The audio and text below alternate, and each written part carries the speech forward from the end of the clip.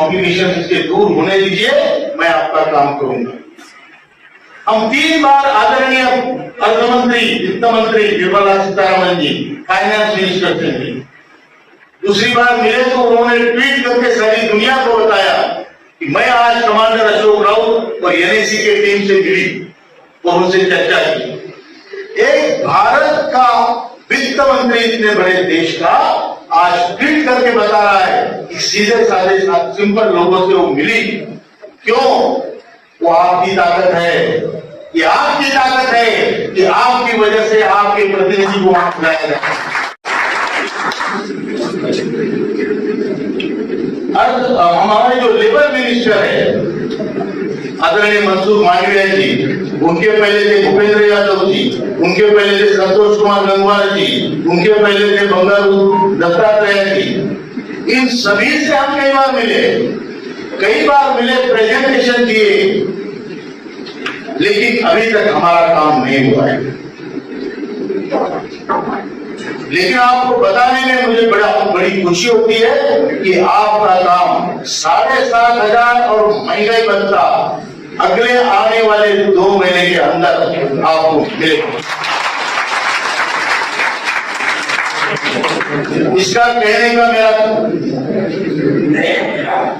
जो आधार है वो ये है कि आदरणीय श्रम मंत्री, वित्त मंत्री जी पहले संजय रंजन साहब ने कहा कि क्या अड़चने हैं।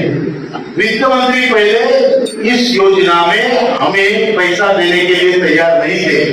वो बोल रहे थे कि सेल्फ फंडेड स्कीम है, आप अपना काम करो, हमें मत मांगो।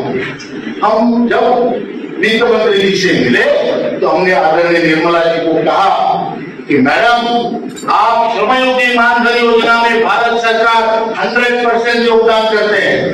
जब मैं सौ देता हूं तो भारत सरकार 100 देता है। यूपीएस यूनिफाइड पेंशन स्कीम जो सरकारी कर्मचारियों की है, उसमें भारत सरकार 18.5% योगदान करता है और हम लोगों की तरफ भारत सरकार बिल्कुल देखता नहीं, हमें केवल 1.16 एडमिनिस्ट्रेटिव एक्सपेंडिचर के लिए मिलते हैं, पेंशन के लिए नहीं। तो हमारे तरफ आपका बिल्कुल ध्यान नहीं और हमारे 0% इसमें हम आपका योगदान है।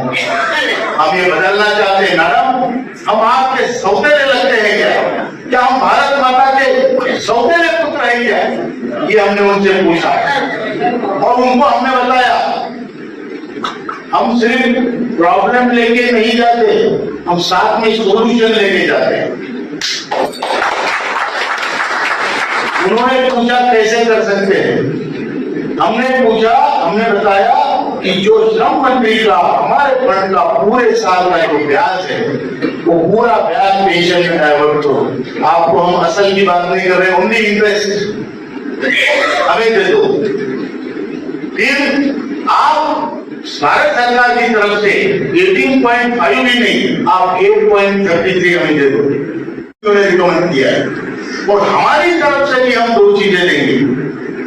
तो वित्त मंत्री बोले आप तो मांगने वाले हैं, आप दे कैसे सकते हैं? मैंने बोला वही तो खासियत है, ये पूरा फंड दिया किसने है? ये पूरा फंड हमने दिया है, बराबर ये नहीं है। जब हम इतना पूरा फंड दे सकते हैं मैडम तो और भी दे सकते हैं, लेकिन हमारी बुढ़ापे में हमारी इज्जत रखो, हमारी आबरू रखो, बुढ़ापे में हमें अपमानित होने से बचाओ, हमारी लाइफ को डिग्निटी दो, सम्मान दो और हमारे मरण को भी सम्मानित दो।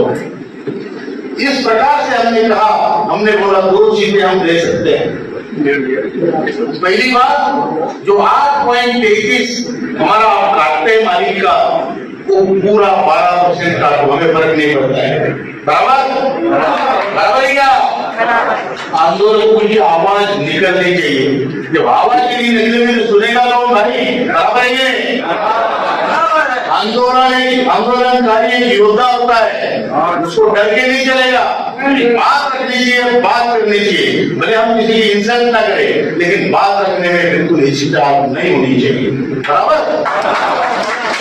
तो हमने उनको बोला हमारा 8.33 नहीं, पूरा 12% ले लो।